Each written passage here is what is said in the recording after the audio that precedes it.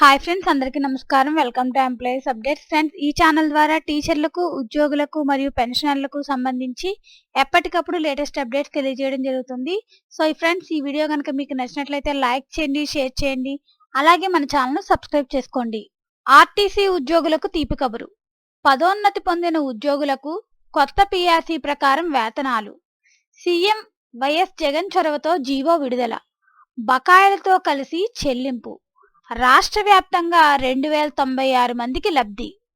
RTC ఉద్యోగులకైతే కొత్త GO విడుదల చేశారు ఫ్రెండ్స్. దానికి సంబంధించిన డీటెయిల్స్. పదోన్నతి పొందిన ఆర్టీసీ ఉద్యోగులందరికీ కొత్త పీఆర్సీ ప్రకారం వేతనాలు ఇచ్చేందుకు రాష్ట్ర ప్రభుత్వం నిర్ణయించింది. ముఖ్యమంత్రి వైఎస్ జగన్మోహన్ రెడ్డి చొరవతో ఈ నెల 24న ఉత్తర్వులు విడుదలయ్యాయి. సవరించిన కొత్త పీఆర్సీ ప్రకారం మార్చి 1వ తేదీన వారంతా వేతనాలు అందుకోనున్నారు.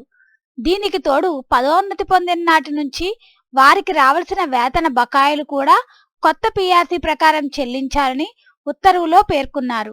ప్రజా రవాణా శాఖలో రాష్ట్ర వ్యాప్తంగా 51,488 మంది ఆర్టీసీ ఉద్యోగులు ఉన్నారు. వీరిలో 2096 మందికి పదోన్నతి లభించింది.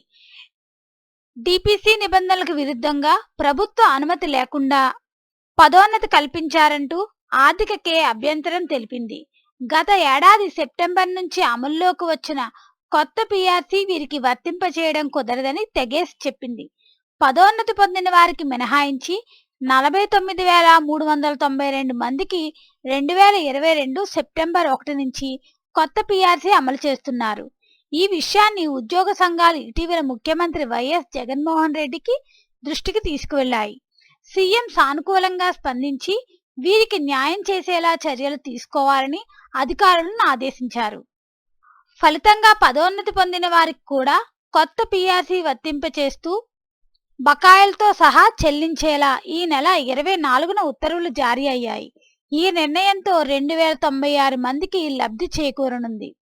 సో ఫ్రెండ్స్, పదోన్నతి పొందిన ఉద్యోగులకు కొత్త పీఆర్సీ ప్రకారం వేతనాలు అయితే ఇస్తున్నారు ఫ్రెండ్స్. దీనివల్ల 2096 మందికి అయితే లబ్ధి జరుగుతుంది.